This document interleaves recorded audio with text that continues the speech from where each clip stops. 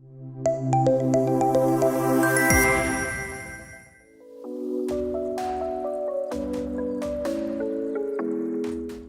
at this amazing morning. So we are all gathered here for a very productive session. So before I start the formal protocols, I request all of you to kindly stand for national anthem.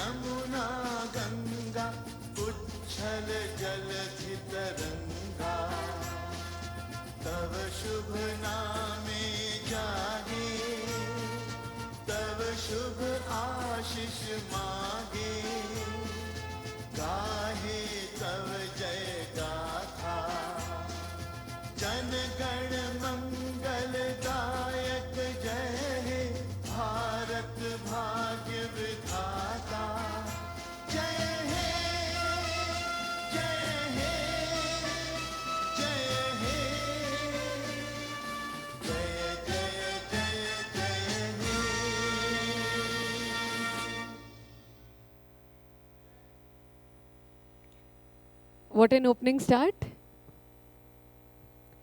Thank you so much, everyone. So ladies and gentlemen, a very warm welcome to all of you at this amazing New Normal Education Leadership Summit and Awards 2023 by ArdorComm Media. My name is Naina Baveja. I'm your official host for this wonderful evening.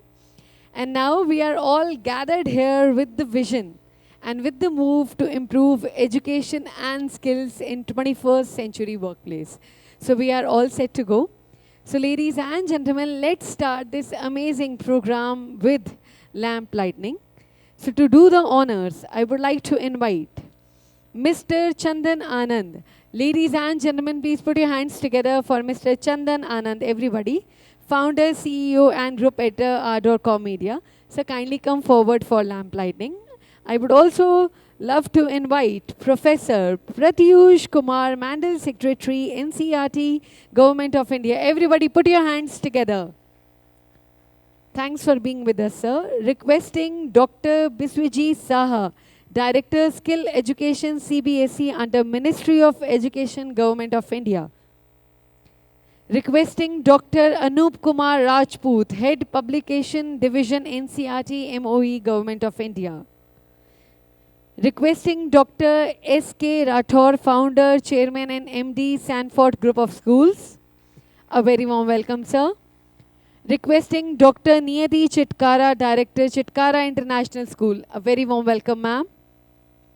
Requesting Miss Aditi, Goradia, Managing Director, High School, Panchgini, Maharashtra. A very warm welcome to all the dignitaries, to all the special guests and guest speakers. So we are all set to proceed for this wonderful protocol with the lamp lightning. Everybody please put your hands together. Let's start with the name of God.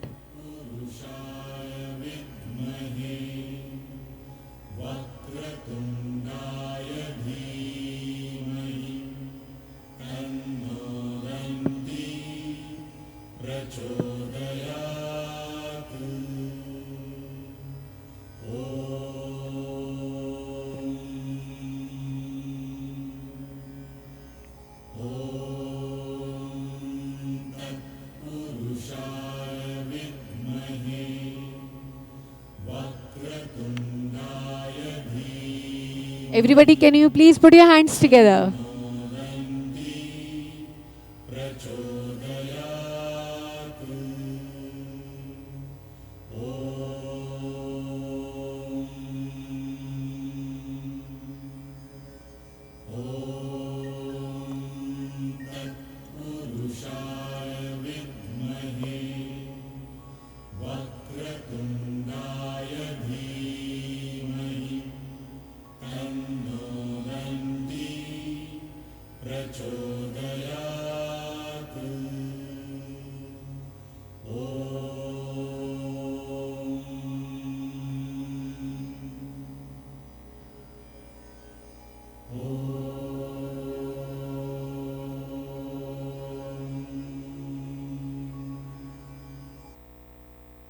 Thank you so much. Everybody, please put your hands together.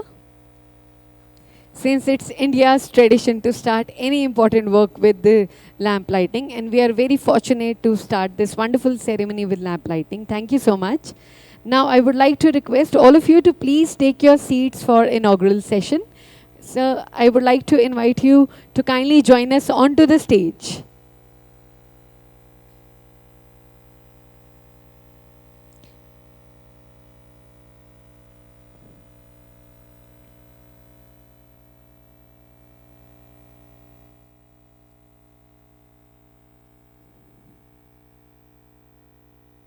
Thank you. May I request our special guest and guest speakers to kindly take your seats onto the stage. Secretary NCERT, Government of India, sir, kindly join us onto the stage for inaugural session. Everybody please put your hands together. A very warm welcome, sir. May I request our special guest, Dr. Anup Kumar Rajput, Head Publication Division, NCERT, Government of India. May I request our guest speaker, Dr. S.K. Rathor, Founder, Chairman and MD, Sanfort Group of School. Requesting sir to kindly join us onto the stage. A very warm welcome. Can I request Dr. Niyati Chitkara, Director, Chitkara International School. A very warm welcome, ma'am. May I request Miss Aditi Goradia, MD High School, Panchgini, Maharashtra, to kindly join us onto the stage. Everybody please put your hands together for our special guest and guest speaker. And now, may I invite Mr. Chandan Anand to kindly join us onto the stage. Founder, CEO, and Group Editor, ArdorComm Media. Everybody put your hands together. Thank you so much. So may I request for felicitation? So can I have the bouquets onto the stage, please? May I request Mr. Chandan Anand to kindly felicitate our special guest, Professor Pratyusha Kumar, Mandal Secretary, NCERT, MOE, Government of India. Everybody put your hands together. A small token of appreciation and felicitation from our side, sir. Thank you. May I request Mr. Chandan Anand to kindly felicitate our guest speaker, Dr. S.K. Rathor. Everybody put your hands together.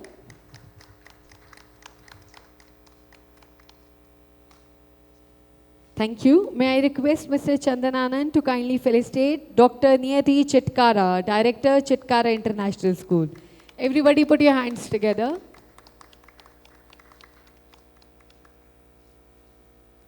May I request sir to kindly felicitate Miss Aditi Goradia. Everybody put your hands together. Thanks to all the guest speakers and special guests for joining us.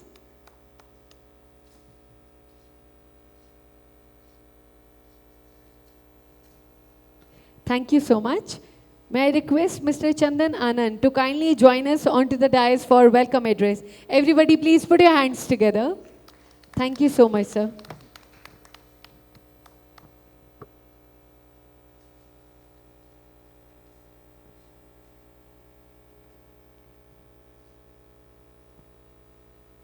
Thank you, Nena.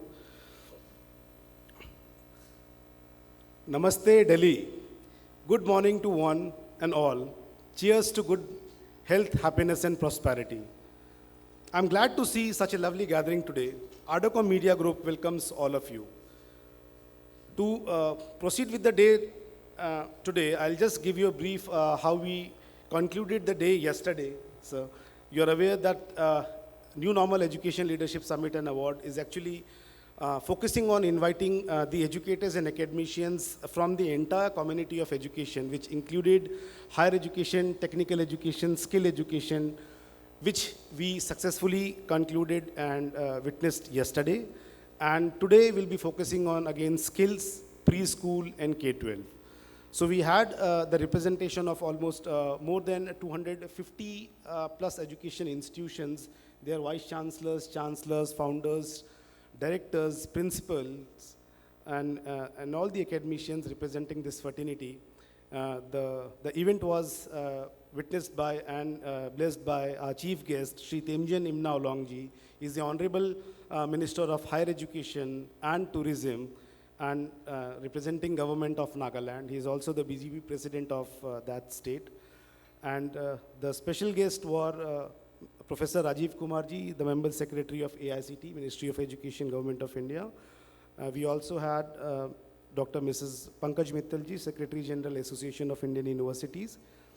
And we were very blessed and happy to have Government of India partners like Government of Nagaland. They supported by becoming our government partner. AICT supported of becoming our government partner. And NCERT, I was very happy and blessed to have Sir's presence today. And he also supported us by representing institutions. And here we have placed the top 3 logos in the sections where you can see in the panel. So, and very meaningful deliberation we had, focusing on the entire higher education, technical education, and we commenced with the award felicitation and by honoring all the delegates and speakers over here. So likewise, we'll be proceeding with the day today. As I told you, we'll be focusing on preschools and K-12. So our eminent guest on the dais, I welcome everybody who is representing the education fraternity from Pan India. I welcome our partners who supported our missions of spreading the ideas of socio-digital transformation and innovation. We welcome government supporting partner, Department of Higher Education, Government of Nagaland, and AICT, representing institutions NCERT, presenting partner LinkedIn, co-presenting partner Univo, gold partner Calorex, edtech partner D2L, online learning partner Coursera, payroll partner Razorpay, admission automation partner Extra Edge, associate partner Digital Ed, Function Up School of Technology and SAS, credential partner True Scholar, university partner Chitkara University, OPJU, OP Jindal University, and Shobhit University. School partners Billimoria High School, Chitkara International School, Sanfort World School, Seth Hamar Jaipuria School, preschool partner Sanfort Group of Preschools, and exhibitors edtechs and SmartQ. I'm also really grateful to many of our well-wishers and others for their continuous support and guidance in helping us co-create this wonderful physical symposium of knowledge sharing for education fraternity. And let me be very honest to tell you that you have been encouraging and mentoring us in the right direction, and I'm truly obliged and grateful to all of you. Your support and association gave us strength and courage to host such an event in this big scale. I'm really grateful to all of you that you have managed to come and attend this knowledge sharing platform physically from various parts of the country and have you marked your presence today. Dear all, can we have a huge round of applause for yourself? Thank you for making this up. The landscape of education in India is evolving rapidly, driving by the vision of India 2030 and implementation of NEP 2023 as the nation aspires to improve education and skill in 21st century workplace. The New Normal Education Leadership Summit and Awards, organized by ArdorComm Media Group in Gurugram today, serves a crucial platform to gather policymakers, government dignitaries, academicians, educators, edtech corporates and startups, and industry experts. This two-day event aims to facilitate an exchange of experience, ideas, and innovation that have propelled the growth of the education community. This will be a day-long event focusing on the topics which are relevant to schools and preschools, we will also witness the prestigious award ceremony and the felicitation ceremony towards the end of the summit. So before we start, let me invite your kind attention towards a small introduction of ArdorComm Media Group, how we started. So ArdorComm Media Group is a growing media company enabling communities of education, HR, healthcare, wellness, governance, media entertainment, and art. And we are effectively advancing their businesses and strategic interest by becoming their collaboration and growth catalyst. Our passion is to co-create, co-learn, and collaborate for innovation and socio-digital transformation. A short overview on how we started the media venture. When the overall industry was sailing across the VUCA phase of existence and the survival during the peak of COVID 19, the second wave of COVID-19, where the companies were in a cost-cutting situations and shutting down their operations, loss of jobs and uncertainty could be witnessed by many of us, a small foundation team dared to start our own media company. We got incorporated 2 years back as a media startup and named our company as ArdorComm, where Ardor means passion, zeal, which is the dictionary meaning of Ardor, and Com stands for communication and community. Our 5 core values are aspiration, reimagination, digitalization, opportunity, and readiness, which can be abbreviated as Ardor. We were able to extend employment opportunities to the deserving young candidates, having strong will, skill, and zeal to work and outperform. And we were able to extend the employment opportunity to the young candidates who may have witnessed a job loss during that season, including me. And the best deserving candidate was doing the work in my company, what he has the skill of, not of the degree which he has. So an engineer graduate is a content writer over here in my company. And a person who has done its MSc is designing work in my company, which maybe he was doing something else depending upon the criteria of that organization. I preferred skill over the degree, and these companies who are not able to perform in those companies are the best performers in my company. So we as a team of passionate to take the effort to creating the positive change in the society by engaging community leaders like you, we aim to become India's leading and most desirable media voice by enriching the communities with the ecosystem of knowledge sharing platform, informative content and news. I may be emotional today. This day is also very special for us, sir. With your blessings and patronage, ArdorComm Media Group is celebrating its 2nd anniversary by completing 2 years of learning and experience with a lot of success and a lot of failures. So let us wish that this symposium will open the gateway of bringing back hopes and positivity among the teachers, academicians, educators, and the entire education community who have been working really hard to ease the process of teaching, learning, and assessment in this VUCA phase. In true sense, the new normal. The summit theme will focus on India Vision 2030, a move to improve education and skill in 21st century workplace. And we have researched a lot and carefully chosen very interesting and relevant panel session topics. Our special guests and eminent speakers on the dais are the stalwarts of the education industry, and we are shortly going to witness some of the meaningful and great deliberations, and I'm hopeful that we all will enjoy, learn, and enhance our knowledge today from this panel session, roundtable discussions, and few of the industry presentations. And very importantly, the session is live on the FB page. You can see all the social media handles, and it's very easy to type on your mobile. If you go to FB, you have to type ArdorComm. It's ARDORCOMM, ArdorComm Media. So please like and share through your social media handles to the community outside who could not manage to come and witness this event physically. Let the world tell what are the talks and deliberations happening in this industry. And likewise, in LinkedIn, Instagram, and Twitter, you can simply type ArdorComm. So all the live pictures and all the live video we are posting over there. And after the session, the SD resolution pictures, once we get from the photographers, we'll be posting it today in our social media handles. So that's the platform where we pass you the information. So, and at last, thank you so much for making this black and white and brown hall so colorful and lively. And with that, so एक शायरी तो बनती है, मंजिलें हमसे हैं लेकिन मंजिलों से हम नहीं, मंजिलें हमसे हैं लेकिन मंजिलों से हम नहीं, ऐ मंजिल तू रुक वहीं, चल पड़े हैं हम पथ पर, और जिस पथ पर हम चल पड़े हैं पत्थर है वो मलमल नहीं, मंजिलें हमसे हैं लेकिन मंजिलों से हम नहीं. Thank you so much for the invitation. Over to you. Much, sir, for such a wonderful welcome note. So, ladies and gentlemen, let's start with the formal protocols. It's my immense pleasure to call upon the dais our guest speaker, Dr. S.K. Rathor, founder, chairman, and MD, Sanfort Group of Schools. Sir, may I invite you onto the dais for opening address. Everybody, please put your hands together.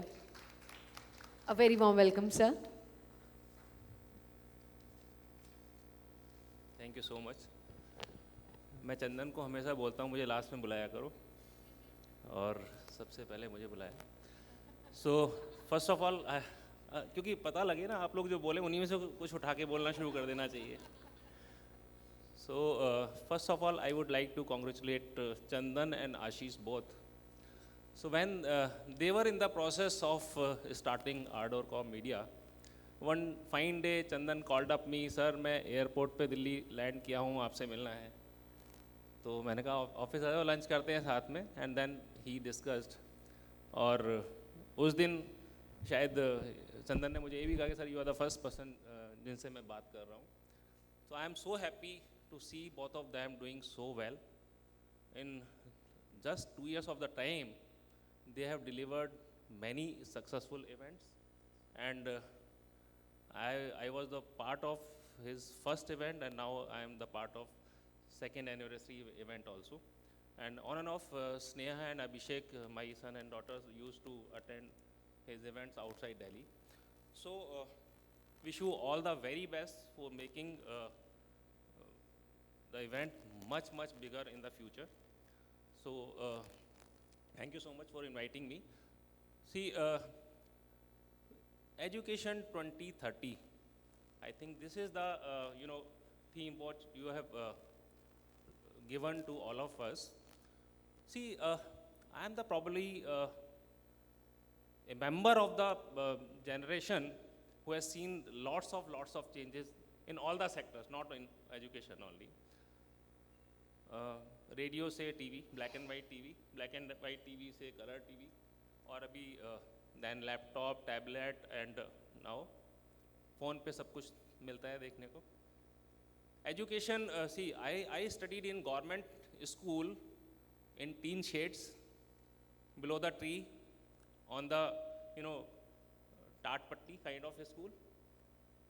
So that was the school, the kind of schools we have seen, and now all high tech, beautifully built, great infrastructure, highly experienced teachers, principals, education technology and everything. So this is the journey I have seen throughout my life till now, and I'm sure this change is going to be very fast in next 10-15 years. See, on the way when I am I was traveling from my house to this place, I got a message from Chandan, जिसमें कि Manjula ma'am का AI version देखने को मिला। सो I think Manjula ma'am नहीं आई है, अच्छा। सो मुझे बड़ी चिंता हुई कि आने वाले टाइम में शायद ये चंदन बुलाना बंद कर देगा, ऐसी AI बनाएगा सबकी, और यहाँ पर उनका वीडियो चलाएगा, और जो भी क्वेश्चन पूछने होंगे और जो भी उसके फेवरेबल आंसर चाहिए होंगे अपने आप ले लिया करेगा। तो this could be possible in future. Likewise in the education. So textbook से tablet पे, laptop पे, and now the artificial intelligence. So what I can see for the next decade, lots of positive changes will happen. I assume so. See, many of the institutions are moving towards the open book examinations. Many of the schools are moving towards no book policy till grade 5 or 6 or 7. Many of the educational institutions are opting many new platforms which are not accessible in other part of the country. See, I can see the many challenges during this process, because I can easily, or everybody can easily divide our country in two parts. One, the people sitting here from the education fraternity, जो कि अच्छे institution से, अच्छे means पैसे वाले institution से, जहाँ funds की प्रॉब्लम नहीं है। और दूसरा जो सेक्शन है, दैट इज़ गवर्नमेंट स्कूल्स, और the children from the underprivileged section of the society. So, if I talk about what we can see after 7 years, 10 years, 15 years from now in the education sector, everything will be possible to deliver in the classroom, outside the classroom, whether it is experiential learning, whether it is skill development or whatnot. But if I talk about the underprivileged or children or the budget schools who don't have budgets to invest into the technology and the classrooms and on the teachers and their skill development, skill upgradation of the teachers, there's a big challenge. So, in the first conference of Chandan, when in the same room itself, I that time also maybe audience were different. I asked everybody to work closely to extend your arms and hands and facilities to the people, to the institutions who don't have that kind of opportunity to or funds to invest in for the children, education of the children. So at least one school of ours should help one more school of the people or government school or underprivileged school. Then only we can see the changes after 10, 15, 20 years. One thing. Second thing, see, a child invests some 20, 22, 23 years of his or her life into education. From nursery to university education, 22-23 साल लग जाते हैं. अभी after the new education policy has come out, 3 year of the age to कितना होगा 15 years I think है ना. तो 3 years से 15 साल तक आपको स्कूल एजुकेशन में लगेंगे. Means 18 years of the age you have to your child have to invest into the school education. Then at least 3 years of graduation if the child goes for simple BA, BCom or BBA kind of education, or engineering then 4 years, or medical then 5.5 years. Means some 21 to 23, 24 years of the life, majority of the energetic life the child invests into the education. And as educators, this is our duty to ensure what outcome has to be delivered after the investment of 23 years. हम लोग अपना पैसा भी जमा करते हैं bank में, तो हम पूछते हैं कि डबल कितने दिन में होगा, what kind of interest we are going to receive. But when we admit our children in the school or college or university or in any course, 70-80% of the people even didn't imagine, जो बच्चे underprivileged हैं या जो government schools में पढ़ रहे हैं, उनको ये नहीं पता होता कि outcome क्या आने वाला है. तो as education fraternity, we need to ensure the outcome of their 20-23 years of the age investment. So now I am very hopeful. After the NEP 2020 will be in place, maybe from the next session, we are going to, again I am in two thoughts. One, in the schools of ours, we are already doing whatever things are mentioned in the NEP. If we talk about early childhood education, I am doing for last 23 years, the same thing. If we talk about, experiential learning, many of our schools are doing for last so many years. If we talk about, less burden of the, books and everything, then many of the schools have already practiced no book policy till grade 5 or 6 or 7. So now everybody has to do one thing. Second thing, children from our schools goes either for the IIT JEE examination or NEET examination. IIT में नहीं मिलेगा कि तो किसी और अच्छे engineering college में तो एडमिशन मिल ही जाता है, ले ही लेंगे. नहीं मिलेगा तो पेरेंट्स के पास इतना पैसा है कि वो बाहर की किसी यूनिवर्सिटी में भेज देंगे. तो वो कहीं ना कहीं उनको after the education they'll join their parents' family business if they are into business, or they'll get some good job. But we need to, create environment and atmosphere and the education system which will give the opportunity to the children of government schools, to the children of the school in the village areas, to create an environment where they will learn something जो कि industry के साथ aligned हो basically. अभी हमारा जो industrial revolution और educational revolution वो सिंक नहीं है. We need to sync that basically. So मुझे लगता है कि अगले 10 साल का हम जितने लोग यहाँ बैठे हैं एटलीस्ट उनका विज़न ये होना चाहिए. We need to talk to the industries. We need to understand what kind of industries are coming up and what kind of manpower they are looking for.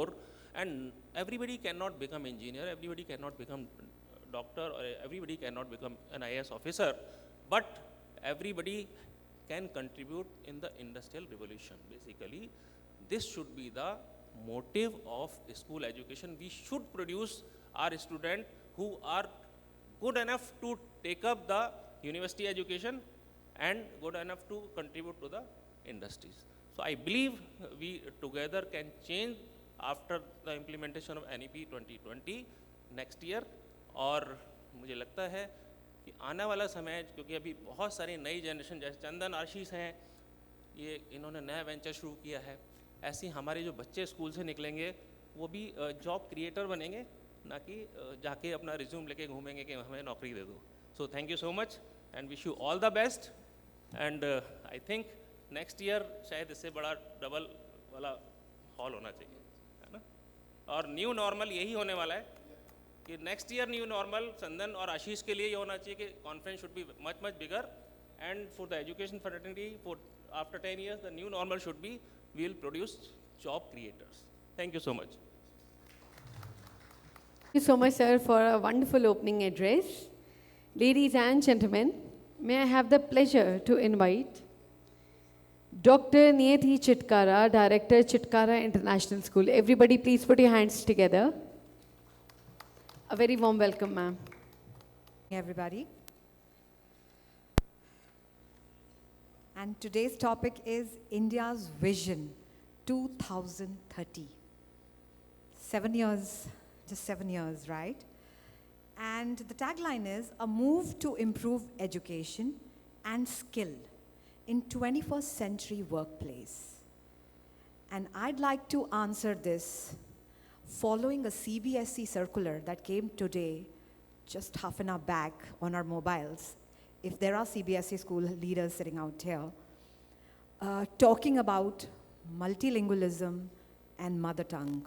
So I'm here to recite a poem in Hindi which says, विज्ञान का हमारे देश में सब ओर पूर्ण विकास हो, उद्यमता और रोजगार परक शिक्षा सभी के पास हो, कौशल्य क्षमताओं से भरा हमारा हर छात्र हो, भावी शिक्षक व काउंसलर इतने कुशल हों कि छात्रों को मानव बनाने में पूर्ण समर्थ हों.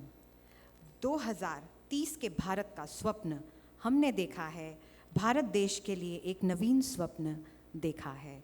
And this is a poem written by my teacher, Dr. Sangeeta Pant, my mentor. She is also Dean of Chitkara College of Education. So I'll begin with this.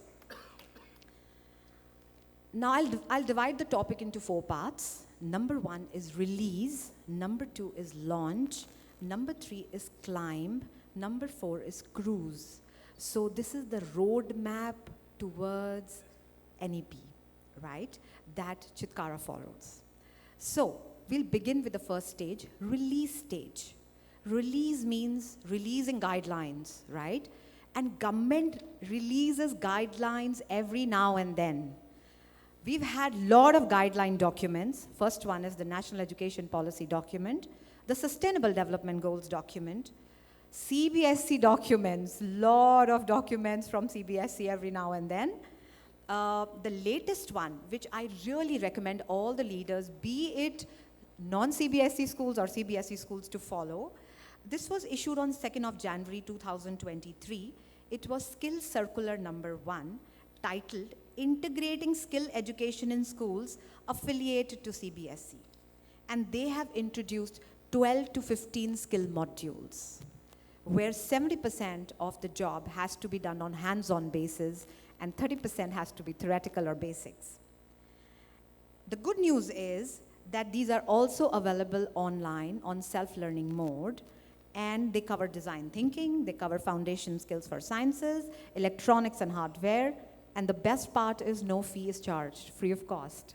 So it covers all kind of schools. A lot of other modules like artificial intelligence, financial literacy, coding, data science, AR, digital citizenship, so all part of national curriculum framework document that we have, wonderful training sessions by NCERT, SCRTs, covering topics like digital citizenship, satellites, graphic novel, culinary, baking, etc. There's another wonderful release or a guideline document which I really recommend all the leaders to read, which is Economic Times Future of Jobs Report, which is a 66-page wonderful, insightful document talking about where India school education will be heading in 2030. Another wonderful document that I really recommend leaders sitting out here is India Skill Report 2023, and then 10 dimensions of our Honorable Prime Minister's vision about 2030. Also, there's a wonderful infographic that I came across yesterday, which talks about the new adaptable workforce by 2030. It says 30% more time at work will be spent on learning. मतलब 2030 में 30% समय जो हम सब अपने job में लगाते हैं लर्निंग में जाएगा, because promote वही होगा जिसमें skills हैं, right? So everybody will start rushing towards doing a lot of courses, upgrading themselves, upskilling themselves, which means teaching, training, skilling, upskilling will be in demand. So role of a teacher, trainer will be really, really important in 2030. That's what we foresee. And specifically after a lot of technological disruptions that are coming with respect to ChatGPT and stuff like that, next stage, launch. जब सरकार बहुत guidelines release करती हैं, उसके बाद उसको launch करना हम सब का काम है अपने अपने स्कूलों में, अपने अपने areas में. So what is launch? Launch is planning, scheduling, arranging, resourcing, and then a lot of important keywords in the NEP documents. For example, that help you to predict future. And how do you predict future? Future can be predicted when you relive the future. आपको अगर future जानना है, तो आपने वो movie देखी होगी Back to the Future. आप future को जीना शुरू कर दीजिए. You'll come closer to it. And best way to get into education's future is follow a reverse model. आप universities तक जाइए और फिर स्कूलों तक जाइए. So that's where, that is what we follow, and would love to invite all schools. We work very closely with 300 to 400 partner schools in our region at university level. Would love to invite everybody to be part of it, right? And then the more you work with higher education, the more you work with industry education, more relevant your curriculum becomes. So at Chitkara, the curriculum is not K to 12, it is PhD to playway, ulta hai. So when you go back, lot of things you observe. So we've created a 12-point charter that covers SDGs and NEPs, and we track how compliance are happening with respect to NEP and SDGs. So अपने स्कूलों में आप trackers लगा सकते हैं, how well are you following NEP, how well are you following SDGs. अब जब उल्टी जर्नी हमने जी तो कुछ observations थी जो 2030 तक हमें ठीक करनी है. That is a suggestion from our side. The first and the foremost observation is grade 11 and 12.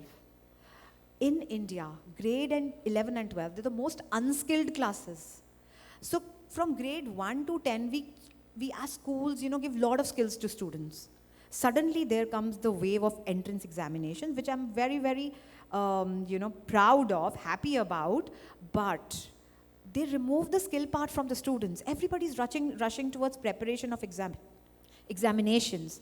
So this part needs to be taken care of. वो जो 2 साल बच्चा skills से हट जाता है, that affects employability of a country.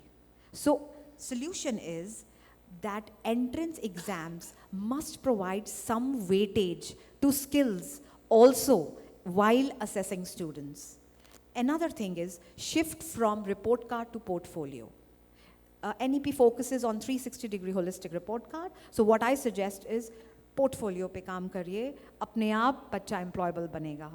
Then co-curricular transcripts. We have a lot of clubs in our schools. They are source of employment, they're source of skills. So it is very important.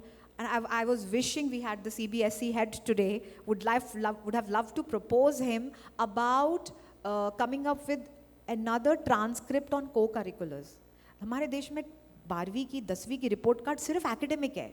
Nobody talks about co-curriculars.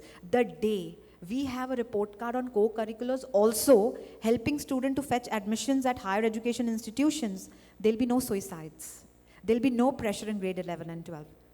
Right? So there's a lot of way out, you know, to solve this. CBSE, NCERT, SCRTs have come up with wonderful frameworks on vocational skills and education, and they are really upgrading themselves. So we as schools can really upskill our curriculum in that regard.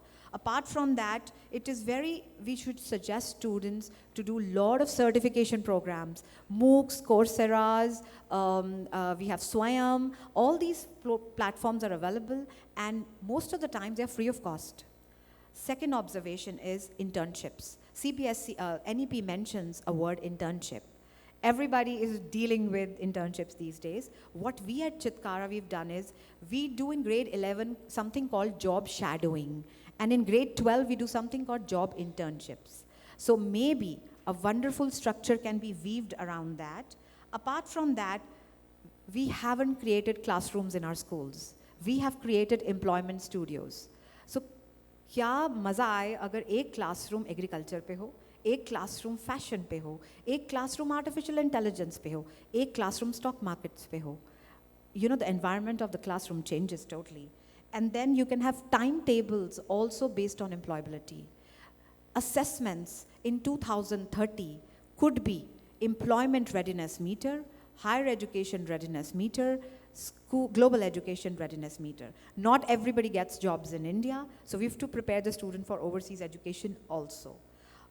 Alumni handling, tracking internships, digital portfolios, and skill certifications are highly recommended. There's a wonderful program that CBSE has started recently called Carte Blanche, where they've selected 300 schools, and this is done in association with Tech Avante. And what they're doing is they're creating hub schools in every region, and they'll be training the other schools around, be it government, be it private, and making sure that all the teachers and all the students, they get upskilled for better employability. So we really recommend teachers, you know, of various schools, you know, to do these certifications. They're very valuable, wonderful certifications. Tinkering labs, we all have that in our schools. Also, I'd love to share that we are very proud to say that we've created our country's first library based on augmented reality and virtual reality. So anybody who wants to have knowledge about that, please feel free. And another topic that I'd like to cover is inclusiveness. So 2030 में अगर हम inclusiveness को दिमाग में रख के नहीं चलेंगे, दुनिया बदल रही है और वो बहुत significant population है जो हम miss out कर रहे हैं. Sustainability is another powerful area where patents, research, innovation, trademarks, IPs, all those things become part of the curriculum. Next stage है climb stage. Climb stage में दो तरीकों से इस चीज़ को आंसर किया जाता है, टीचर एजुकेशन और काउंसलर एजुकेशन. अब मैं एक सवाल पूछना चाहती हूँ. NEP में mentioned है 50 घंटे टीचर ट्रेनिंग को दिए जाएं. And government is doing lot of work, CBSE is doing lot of sessions. आप सब ने, आपके schools के teachers ने, सब ने attend किए होंगे. How about pre-service teachers? जो pre-service teachers हैं वो SCRTs, NCERTs और कुछ institutions हैं जो बड़ी religiously उसको follow कर रहे हैं. But still there is a lot that can be done in this regard. So इसके case में what is suggested is lot of skill courses must be introduced in B.Ed syllabus. How many of people sitting out here allow B.Ed interns to be part of your classes? Yes, please do that. We need to have very well prepared teachers. Do not hire unskilled teachers.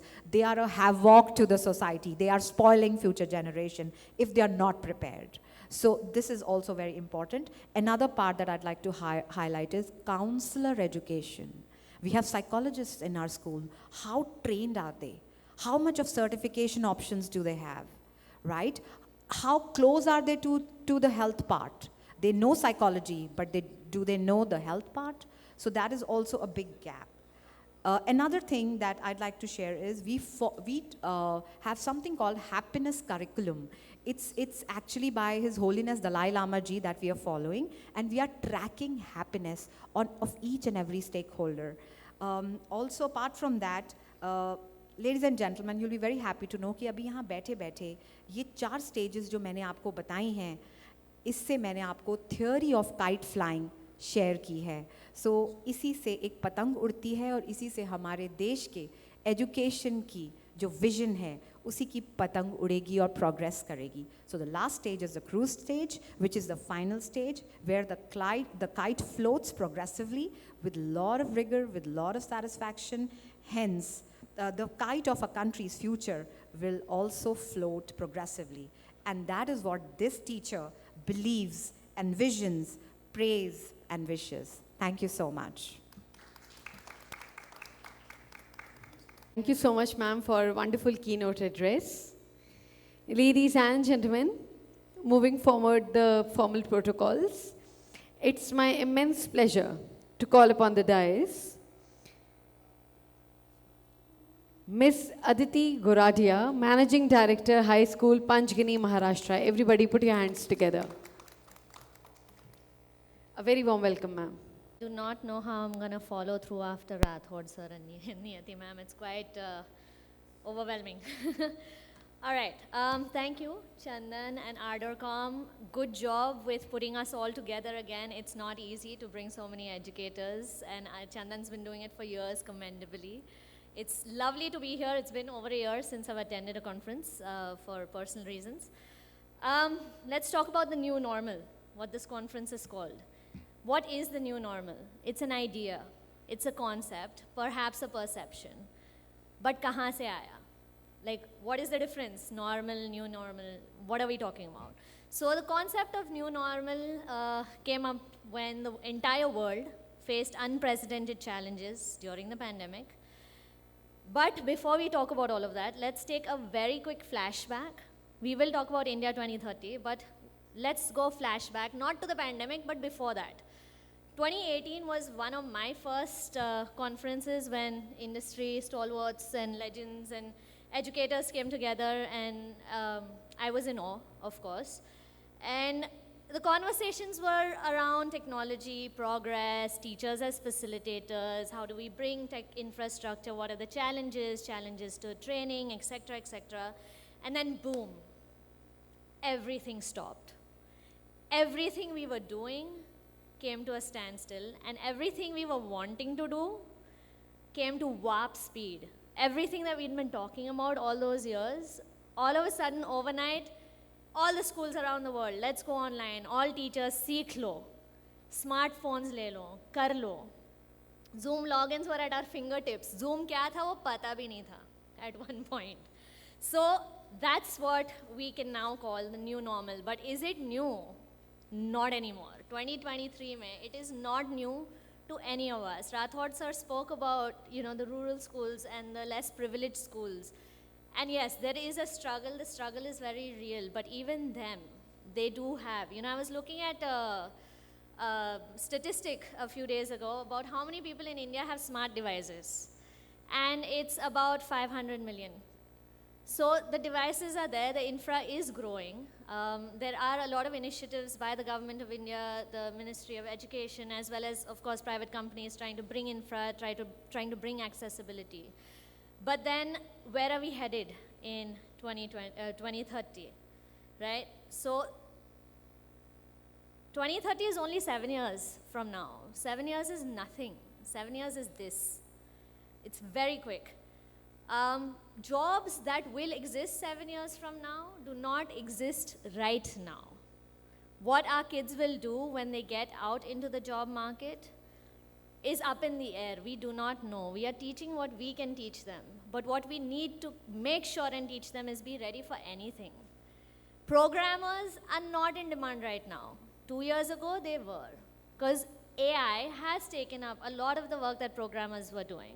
That doesn't mean programmers will not get jobs. We just need to train them to be more innovative, more on their feet, more dynamic. So one of the things that NEP is making sure is that, you know, as Niyati ma'am said, that we need to train our teachers, our kids, give them opportunities to grow, not just in terms of IQ, but EQ as well, social skills as well. Survival is what we need to teach. Innovation is what we need to teach. Our job now is to just prepare them for whatever life brings and to prepare them to be independent. Our kids already have it. We don't. The kids are here. The kids will come into the classroom and say, you know what, this is what I found out yesterday, and आप जो भी सिखा रहे हो ना, वो already मुझे पता है. कैसे पता चला? हाँ, Alexa ने बताया. So we have to be quick on our feet and say, ठीक है, why don't you come up here? तुम सिखाओ सबको. So the approach, the dynamic in the classroom changes. The classroom is no longer what it used to be, and it's okay for us to accept that. It's okay for us to encourage it. The subtleties and nuances of the shift in learning are all around us. Simple hai, CBSE's trainings are also conducted online. So it's there.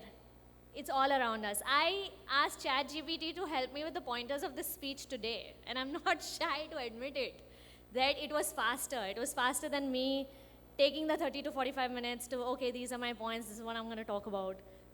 It was easier to ask ChatGPT, India 2030 ka plan kya hai? And then say, okay, these are the things I want to talk about, right? Our kids, so we're a residential school, we're a 100-year-old residential school, so we've seen it all. We've seen all of it, just as Rathor sir said. We've been from a non-wired, I mean, no electricity school to like a digital school now, and 400 kids watched the Chandrayaan launch last week together, and they cheered, and they screamed. And with tears in my eyes, I turned to my husband who's sitting here, our chief of operations, and I said, look where our country has come. We can all watch this. And you know what? We didn't just watch the launch. ISRO taught the basic science of it while the launch was ongoing. They had animations for kids to understand simply, for the lay people to understand simply.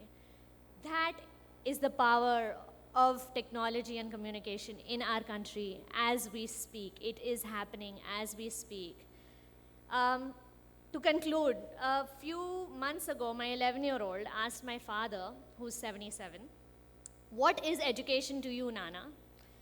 And his reply was, it is the means to learn generations worth of information in a short period of time. And my son turned to him and said, I don't understand.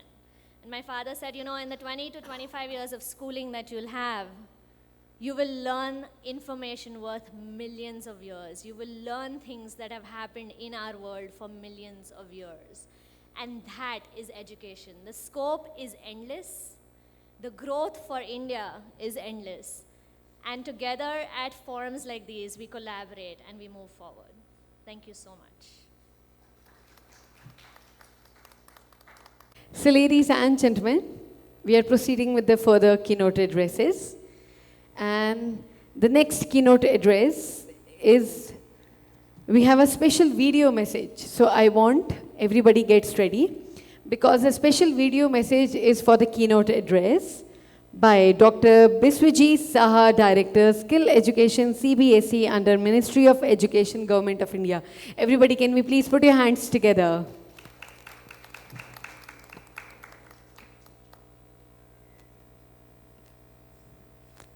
This message is specially for today, for the vision, for the aspirations we are looking forward.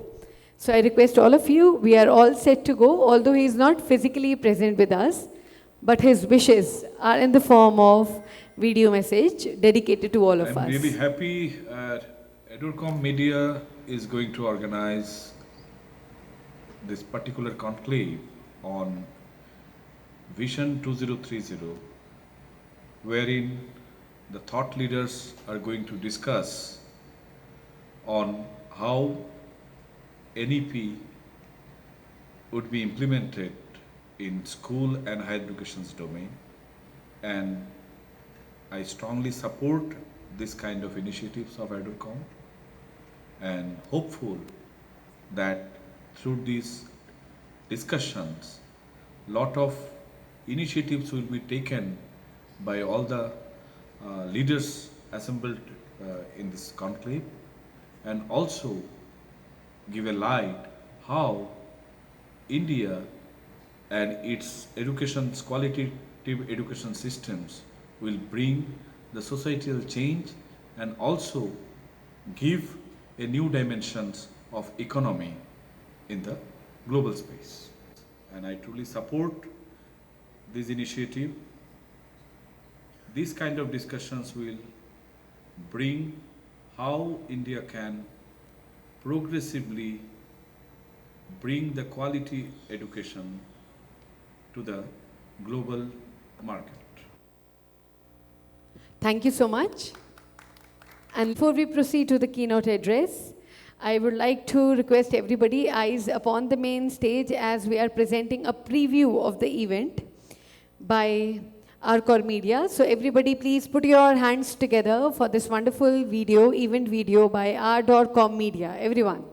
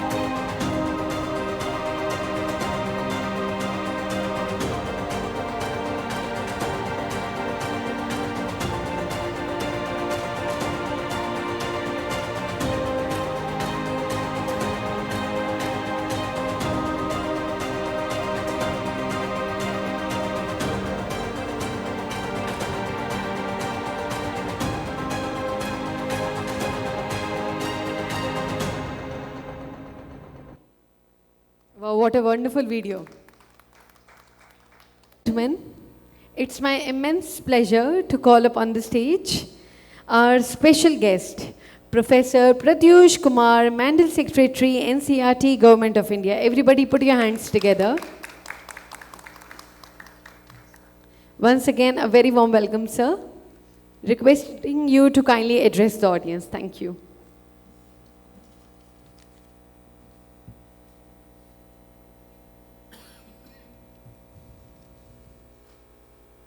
Good morning, everyone.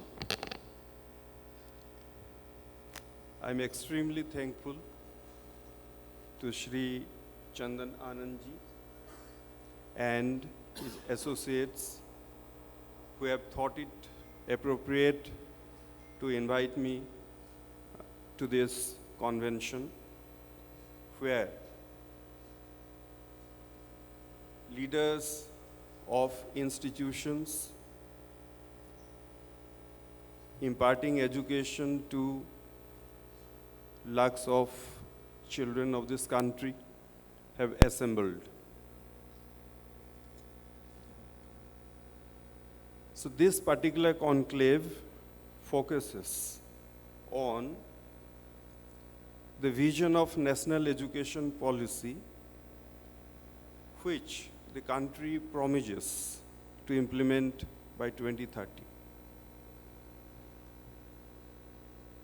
That we are talking about education and on education now is certainly not new, because this is a country which has put immense premium on education from its very inception. many a times we get to recognize this country as a geographical entity. And this is what we have been taught. The definition which comes to mind and which comes from our hoary past describes it geographically. And this is what we are very familiar with.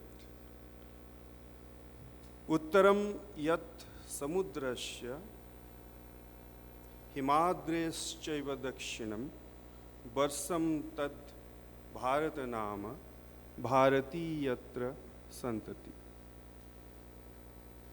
The land which lies to the north of the ocean and to the south of the high Himalayas, that land is called Bharata, where the children of Bharati do reside. So this is the normal definition that we all know about. There is another definition of this country which not many of us are aware of. Maybe many of us are aware of, but have not given enough attention to. Because there is no house in this country where the Bhagavad Gita is not being read. So how does it define India? If you recall, it defines India as a Tailapurna Jnanamaya Pradipa, Prajwalita. Tailapurna Prajwalita Jnanamaya Pradipa. Just in order to begin this convention, we also lighted the lamp. And what does it symbolize? It symbolizes knowledge. Many a times we see diyas in our homes and outside. And we also celebrate the festival of light. The diyas have a certain shape.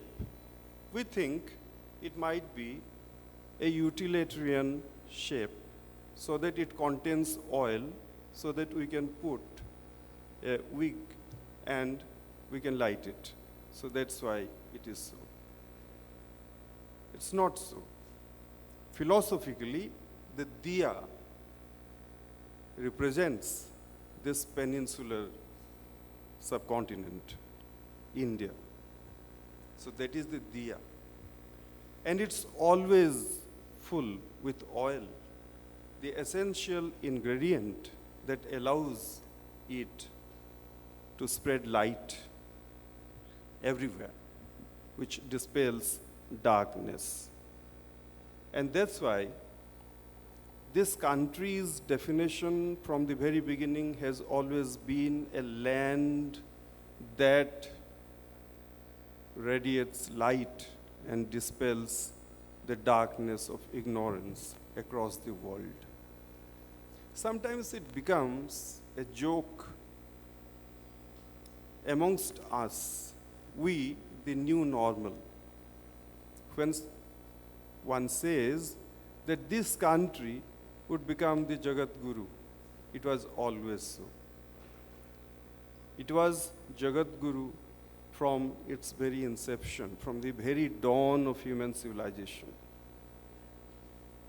Everyone that we have adored in this country, we have adored not because they were divinities sitting somewhere else or having immense power to give us all kinds of blessings and fulfill all our material requests and desires. We have respected, worshipped them simply because of the fact that they have given us knowledge. Knowledge of life and knowledge beyond life. Knowledge of this and knowledge of that. And it is encapsulated in the phrase of Tat Tvam Asi. Knowledge of this phenomenal, the material world of ours, and knowledge of that which is beyond it, which transcends it. So who are these people who we have adored? Vyasa. How has he been described? Vishala Buddhe, a person with immense wisdom. And who do we worship? Krishna. How has he been described? Jagat Guru. And how is he? Jnana Mudraya Krishnaya, Gitamrita Duhenam. So this is what this country is all about. We have always adored, respected knowledge, and that is the essence of this land. That is the summum bonum of all our existence, perseverance, industry. When we talk about knowledge industry, it is essentially that which we are talking about. So that's why to talk in a material sense of bringing together industry and education might sound fashionable now. It has always been so. All human endeavors, they've been codified into 4 things. And the precise periods of life we have been advised to dedicate towards that. And it's all an industry. It is a life of tapas. Tapas is industry. And it founds resonance across the world. So they call it, the people, those who do tapas, are being referred to as the friars. F-R-I-E-R-S. Those who do this. This is what enterprise is all about. This is what entrepreneurship is all about. Maybe we had lost our ways somewhere, and the 4 stages of life have eluded us. Now we have all amalgamated them or messed them up into one particular desire or quest of life. And that's why we have perhaps lost our own sense of being, and we have become imitators. So modernization is being referred to as westernization or Americanization. We have always been modern. That's why it has always been said that when we are talking of the high philosophies, to connect this and that, other parts of the world, though existed geographically, did not had seen the light of the dawn of civilization. So dharma, earth, kam, and moksha, all these 4 facets of life must be acquired through perseverance and industry. And the third aspect of it, who are we? And you know that all products of knowledge come into being from certain fundamental questions. And what are these questions? All the 4 Vedas, what are they? Are the books of, say, Karmakand, or are they books which reveal the mysteries before us? No. They are a huge enterprise of some very committed people who wanted to find answers to one question. Ka aham, who am I? All the 4 Vedas. And they relentlessly researched into all aspects of life, known and unknown, and finally came out with answers. And these answers are called the Mahavakyas of the Vedas. Who am I? The answer, the Rigveda, comes. Aham Brahma Asmi. I am the Brahman. Same.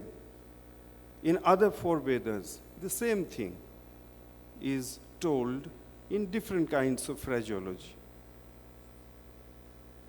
Put all these three together, then you would know who are you. Are you the body? They said no. Are you the mind? Because someone said, I think, so I am. Am I the mind? The answer is no. Am I this breath which makes me constantly aware of who am I? When the breath stops, I die. So maybe the prana. Am I this air? The answer is no. Am I knowledge? Or I'm just a hologram? No. Then who am I? I am Chaitanya, the consciousness. The 5 bodies that we have. These are called Panch Koshas. The Annamay Sarir, the Pranamay Sarir, the Manmay Sarir, the Vigyanmay Sarir, and the Atman, which is this and it is connected to that. So now, many times NEP 2020 is being referred to as new education policy. Many people say so. It's not. It's National Education Policy 2020. There is a continuum from all the earlier education policies. So it only tries to place it in the context that we are in today. So this is National Education Policy 2020. We have had a structural aspect of this education, and we also had a principal aspect of education. Many times we do confuse between the two. Like a bus is designed how to carry passengers. So this structure is like that. But this structure will not dictate as to who the passengers would be and how many of them would occupy this bus while traveling. So the principal part also comes in. So when we are talking about what kind of education, then we will have to look at those aspects of it. For all the bodies that we have, so they need to be nourished. They need to be allowed to express themselves. They need to be fully responsive. So in order to do that, the kind of education that you require. So this structure is formatted accordingly. Until very recently, the foundational stage education was not recognized in this country. Certain enterprising people, thinking that the West is more progressive than us, it's far ahead of us, and they had these kindergarten experiments going on there, so let us bring that here. So that's how the kindergarten concept started. But much before that, in the kind of education that we had in this country, as part of our own civilization, we had the foundational education. And do you know when did it start? It started when we were in our wombs. There are now universities across the world where they are researching into how education can be imparted even as the child in the womb of its mother. And earlier we used to make fun of it when somebody said that Abhimanyu learned Chakravyuha when he was in his mother's womb. Now this is being scientifically verified. There are universities which are doing research into it, and that's why perhaps it becomes so important for us to look after the expectant mothers. Because the seed of life must be nourished from there on. Only then it grows. It had been recognized long back. So now as the child comes into this mortal world and begins to flower, in the best opportune moment, when he or she becomes 3 years of age, we begin a formal education. So that is what we are now calling the foundational stage education. Obviously, because we cannot relate to the kind of terminologies which were used in our Shastras, so we are using newer vocabulary, the playway method, the storytelling method, and so on and so forth. Good. It's better to connect to something which is grounded in the essential philosophies and views of life of our own civilization and culture, even though maybe through the instruments which we have acquired as Macaulay Minutes people in this country. So, in whatever way, through whichever means, if we can get to that, that would be rewarding. So that's why the foundational stage education. Then we, through Vidya Pravesh, we enter into the formal learning processes, which we call the preparatory stage. And from there on, we launch ourselves when we will have a fair, broad understanding of all domains of knowledge that we will be concerned with in our life as we grow. The more we come in contact with the world that we inhabit, we would require different kinds of skills in order to navigate the difficult or long winding pathways. So skill is not the skill to do something through the hands with coordination of your mind. There are different kinds of skills. The social skill, the thinking skill, the writing skill, the cultural skills, and of course, the skills that we usually understand, what gives us the means of our livelihood, those skills. To be able to say, for example, make the cell phone, to be able to make a refrigerator, and to repair them, to restore them, so on and so forth. These are the skills. It's very strange that in our country, when we talk about having a national flag within the premises of our institutions, people start questioning it. The most progressive and the most democratic OECD countries, you go to every single classroom and you find a national flag, just on the top of the blackboard, a national flag. And what kind of civic skills do they impart? We say that we require a Safai Abhiyan, Swachh Bharat Abhiyan, to be launched by the Honorable Prime Minister of the country from the ramparts of the Red Fort. It must begin from the classroom when a child enters into the foundational stage education. Is that not the skill, the civic skill?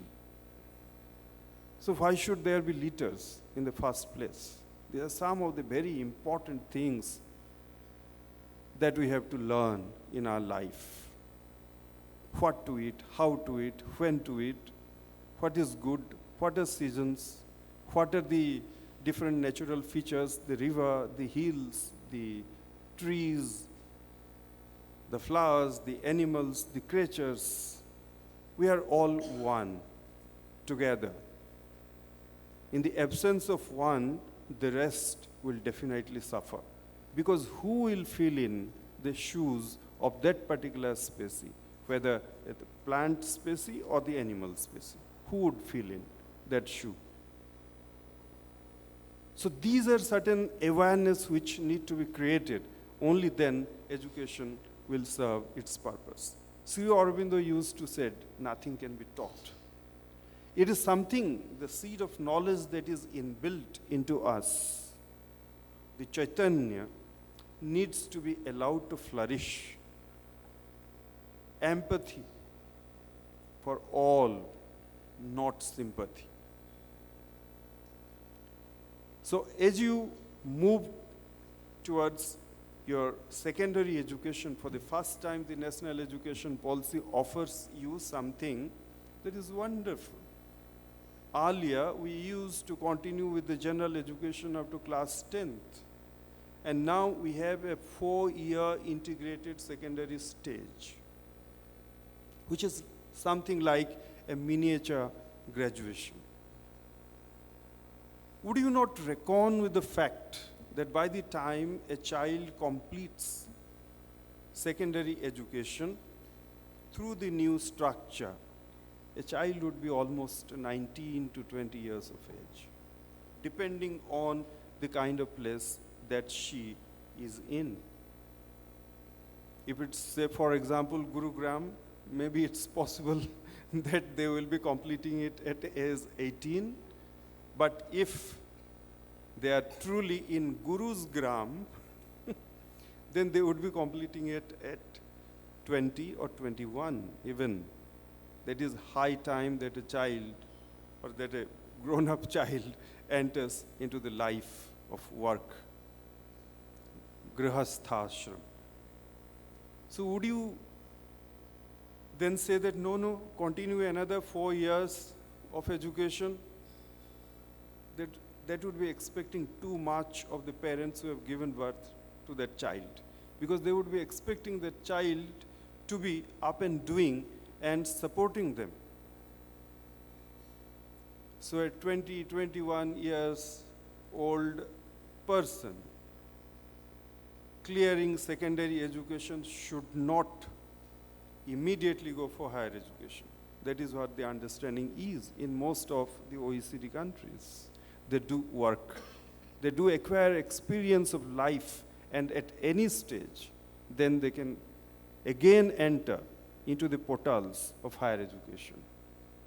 Can we do our secondary schools such that they can enable the children to get into the walk of life? This is a question that we have to ask. And what skill, vocation? Outside of the school, something inconceivable.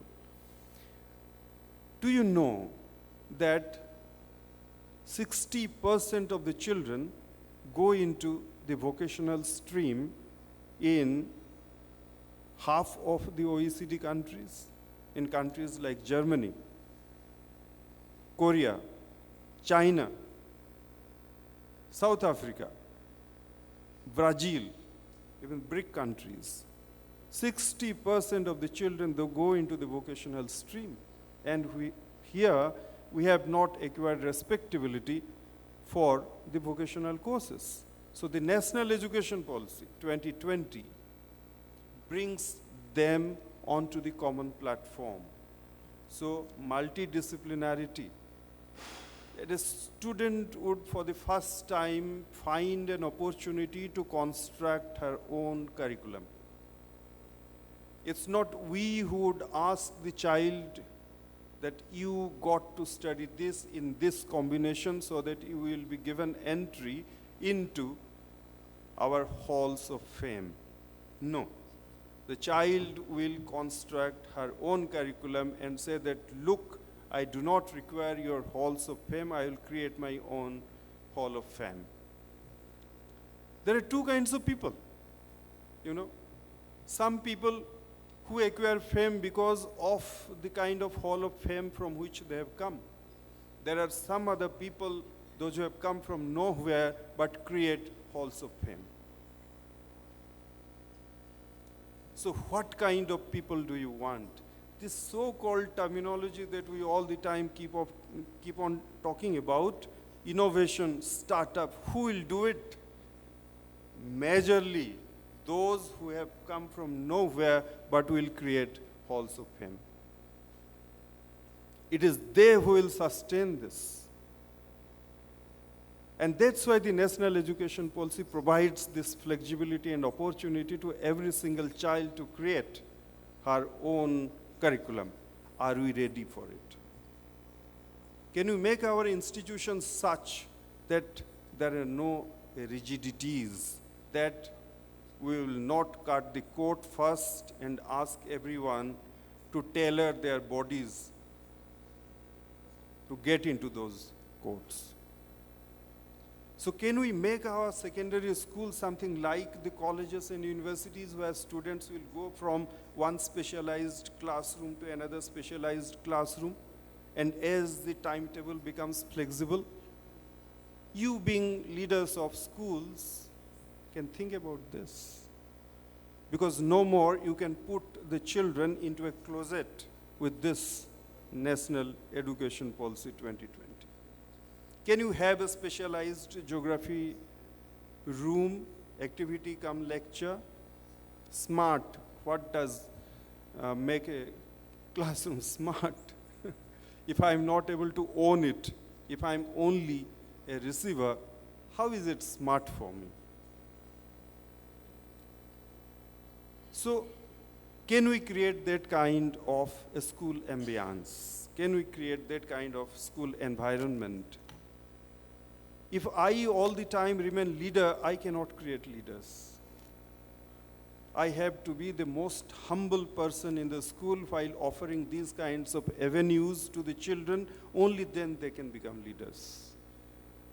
So, the National Education Policy speaks about growing from bottom and attain to the heights which Vyasa or Krishna had. So these are certain things that we have to think about, and I'm pretty sure I shouldn't be taking more time. I'm pretty sure that in the coming sessions, you will deliberate on these issues. And so far as teachers are concerned, which is one of the most important link in this chain of education, perhaps it is the only country where we have categorized them in terms of their relationship of superordination and subordination. We call them primary teachers, we call them trained graduate teachers, we call them postgraduate teachers, creating classes of teachers, one less respectable and one more respectable. So it is not so. The countries which have progressed have not done so. There are these universal teacher education programs, pre-service as well as post-service, or in-service rather. 7 years in Germany, 5 years in the US, UK, Australia. Uniformly, you only specialize in a particular stage of school education. Like, if you want, you are doing a master's or a graduation in physics, you can specialize in any area of it. Similarly, if you are doing education as your pre-service program, you can specialize on elementary education. You can specialize on foundational education. You can specialize on secondary education. But how is specializing on foundational education becomes less respectable than specializing on, say, secondary education? Is specializing on, say, heart surgery becomes more respectable than specializing on stomach surgery? So it is something like that. As in medicine, you specialize on different organs of human body. So in education, you specialize on different limbs of education. Think about, forget the government for the time being. Think about your own organization. Can you bring this democratization among your teaching population? From there will begin motivation. From there will begin the movement for change in quality in school education in this country. Can we look up to our teachers with respect? So the third thing which I also wanted to say was, sorry, it skipped my mind. Anyway, these are some of the most important things that you can think about in your next sessions. You can deliberate more on this. The National Education Policy 2020 has given you the map, so to say. And it's for you now to begin thinking as to how you can implement it. See, National Education Policy take only the segment of foundational education.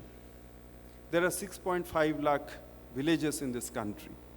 Every single Anganwadi, and not just to take care of the child from the nutritional point of view, but to take care of the child from educational point of view, igniting that spark of knowledge which is there, incipient in the child's mind. That Anganwadi teacher has to be trained. And you will have to have the basic infrastructure where 40, 50, 80, 100, depending on the size of the village, children would assemble. And to provide that kind of facility. Suppose it works out economically, every single Anganwadi requires, in the first instance, at least rupees 5 lakh to begin this program. 6.5 lakh villages. Multiply it by 5 lakh. What is the figure? So only for foundational. Can the governments do? What is our GDP percent-wise that is put into education? So, the public, the private, all of us have to come together to do this. Think about the secondary education that I just spoke about, the kind of infrastructure for you to provide, the kind of teacher training that you will have to provide. A rough back on the envelope calculation by the Kendra Vidyalaya Sangathan suggests that to set up this kind of a school given land by the government or the community, you would require rupees 15 crore per school. So, how much money? All of you. It will take not up to 2030, it will take up to 2070 to implement it fully. This is so challenging. If you want to compress it, then all of us have to come together, financially and otherwise. So this is all that I had to say. Thank you.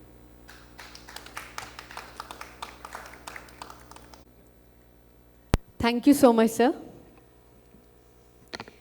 Ladies and gentlemen, we are honored to have presence of our special guest, Dr. Anup Kumar Rajput, Head Publication Division, NCERT, Government of India. Everybody please put your hands together. So may I have the pleasure to invite you onto the stage, please. Everybody please put your hands together. And may I request Mr. Chandan Anand to kindly felicitate Dr. Anup Kumar Rajput with a bouquet. Everybody please put your hands together. A small token of felicitation.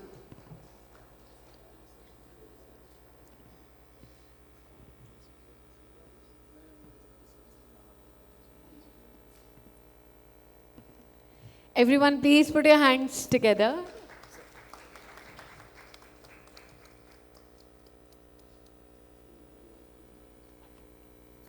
Thank you so much, sir, for your presence.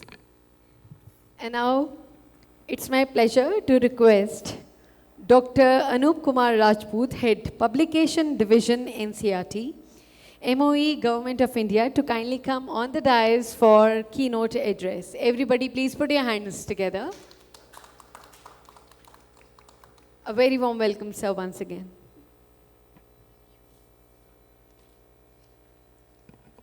Good morning to everybody. My esteemed colleague, Professor Pratyusha Mandal, Secretary NCERT, Chandan ji and others sitting on the dais and off the dais.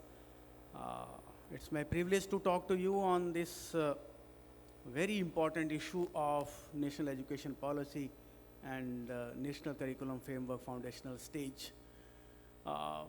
Professor Mandal has given you a very good idea of what the NEP 2020 says, why it is there, why the whole structure has been reframed and given to the system for its implementation.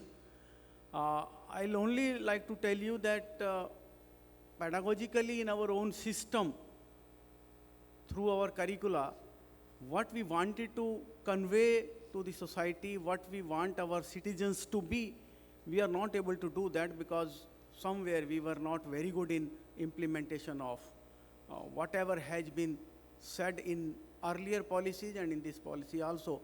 We have to work hard. One of such examples is in all the policies we have said that the child should be critical and creative. But how far our citizens are critical? This is to be once again seen. How are we taking our decisions? Are we taking our decisions on the basis of the knowledge or the skills which we gain in our education system, through our education system? Not at all. Whatever we do on either on the basis of our experiences or on the calls of society. We do not use the knowledge which we gained, because knowledge has been gained only to qualify certain examination, to get certification, and that's all. When we'll go to the field of work, we certainly will have to learn newer things, newer skills. So it means either our curriculum is not good or our implementation strategies are not as appropriate as they should be. So we should certainly think again. This policy has said many things about making citizens creative, critical, productive to the country, honoring the constitution, and so on. So there are many other objectives attached with this, but all these will be achieved only with proper implementation strategies. And you all sitting here have major responsibilities to play. Because this can be done only through us, through the society, through the education system. We have to provide that conducive atmosphere to the children through which they can learn better. Whatever they learn, they should be able to apply in their daily life. Today even, very simple example. I go to the market and shopkeeper says me, one shopkeeper says, buy one, get one free. Another says, you will get 50% discount on whatever you buy. Which shop should I choose? Do I apply the mathematics which I learnt up to class 8th?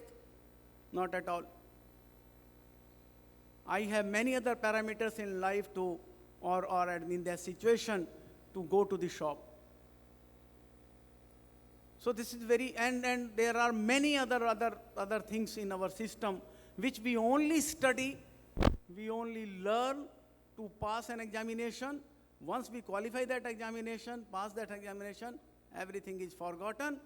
Rather, most of the things are forgotten, and then we go to the higher classes, we learn again for examination. So taking away this whole system from examination is very important. We have to reframe our examination system, and this is you to do. Why I'm saying you to do? Because obviously, boards have major role to play in this. Means they have to frame their questions in such a way so that children have to think. Answers are not to be provided from somewhere which child has read, maybe in a book or maybe in a guidebook or somewhere else, but are to be derived on the basis of her own experiences, child's own experiences, which he or she has gained through book, through classroom, through society, through analytical review of all those things which have been studied. So there should be more subjective questions rather than totally objective. There should be more answers given by child on the basis of her own experiences, maybe from society or home. But we want that answer should be given from a textbook, a fixed answer.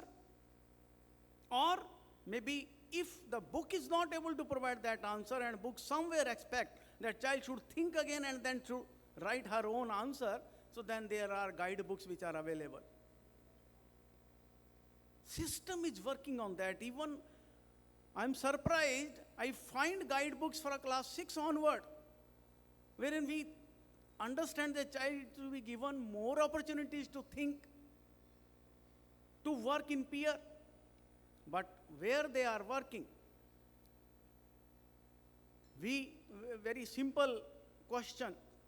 If I ask if I have to use, no doubt, these days we have not to use much of our mental computation skills, because machines are available, calculators, computers, these all are available. But even then, if I am asked someday what is 19 fives are, someone will say, you have to cram multiplication table of 19. Why should I? If I know that multiplication, repeated addition and 25s are 100, taking out 1 5 from this will give me the answer to 19 fives are. It's very simple. But in our system even, you all probably may be knowing, if you ask a child of, say, class 4, class 5, what is the za means? 19 5 za. If they know the meaning, they will certainly calculate it in maybe taking some more time, few more seconds than a machine. But we don't expect that from the child.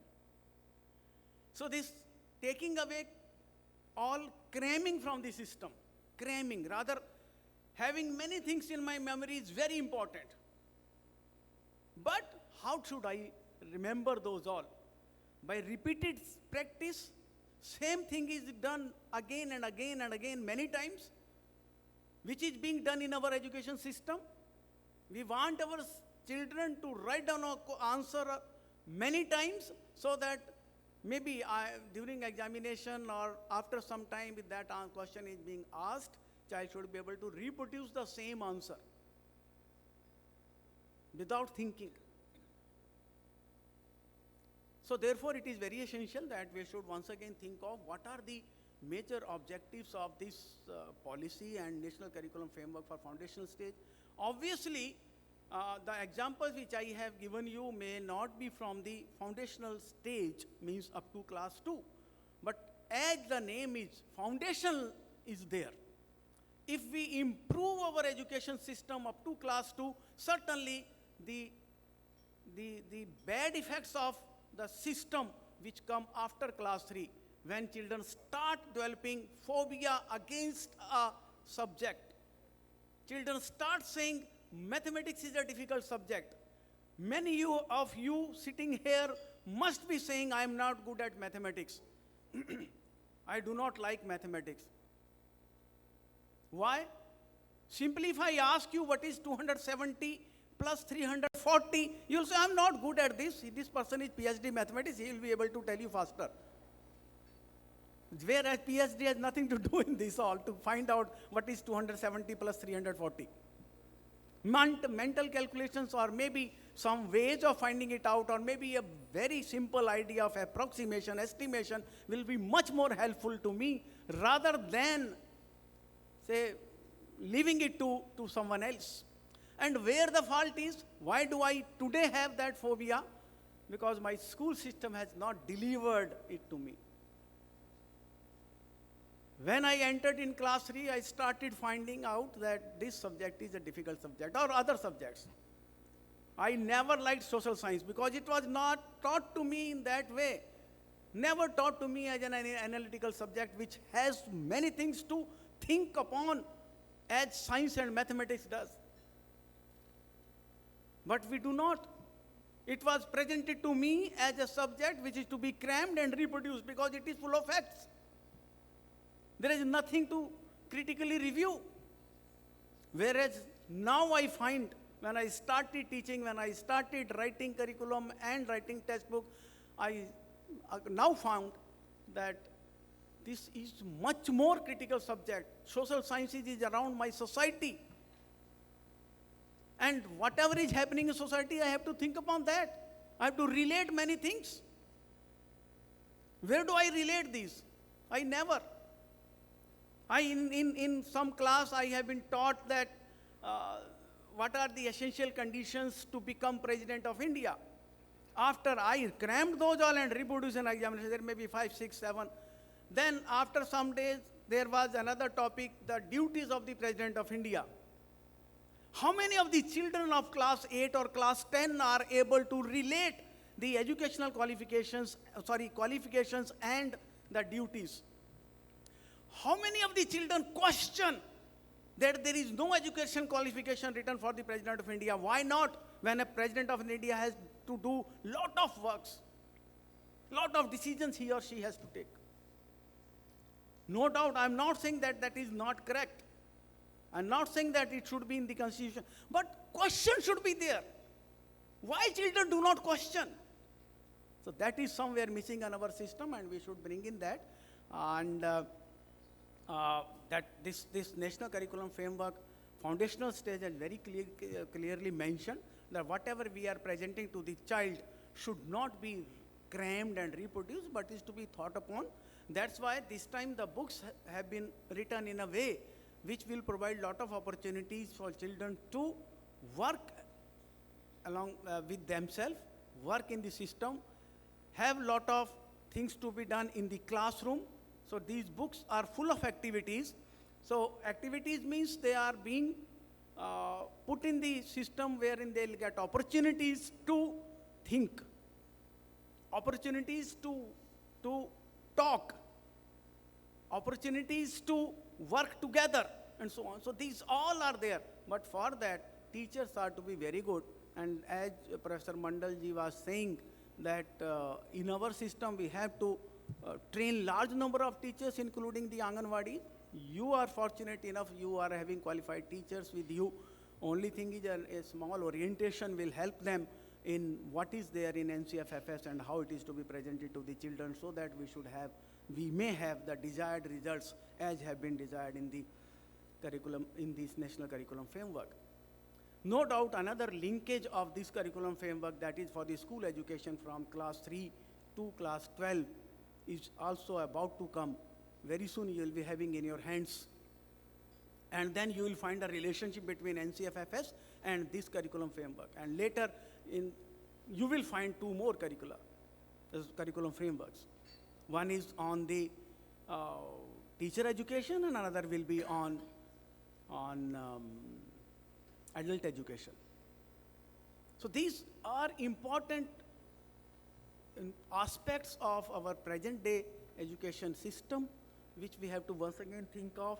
We have to analyze the National Curriculum Framework FS and to apply in our own system. Whatever government says, kindly analyze that also. Many of you say because it is written in the government books, so that's why we have to follow in toto. You follow that, but you modify according to your requirements, according to your wisdom. You can say multiply it manifold, because you have those all facilities. You can do it, so kindly do it, so that ultimately we should be able to tell that your system is this, the schools which are working with you are having better implementation of national curriculum framework. Government has its own limitations, its own problems, but yes, government is very serious because large number of students are in government system. So government is very serious about implementation of national curriculum framework and national education policy, and lot of new initiatives you will find in the time to come, which government is going to take, and school system is going to be improved. Which improvement certainly is taking place since long. We cannot say that the system which we were having long back in 60s is the same now in 2020 or this decade. So certainly we have moved ahead, but we have to move far off also. So for that we have to again accelerate our own system and to come forward with our own implementation strategies, understanding of the curriculum framework, and its implementation in the system. Thank you very much. Any questions, I will be able to answer. Thank you. Thank you so much, sir. Ladies and gentlemen, now may I request Mr. Chandan Anand to kindly present a memento to our special guest, Professor Pratyusha Kumar. Everybody put your hands together. Can I have the memento onto the stage, please? Kumar, a small token of memento, sir, from our side. Thank you. May I request Mr. Chandan to the keynote address, a small token of memento from our side. Thank you. And now may I request Mr. Chandan to one. Thank you so much, sir, for being with us. May I request Mr. Chandan to kindly present our next moment. Thank you so much. Now may I request Mr. Chandan to present our last memento to our guest speaker. Everybody can have a louder applause. Indeed, a wonderful session, a wonderful morning start. Thanks to all and guest speaker. I request all of you to kindly come ahead for a group photograph. Thank you.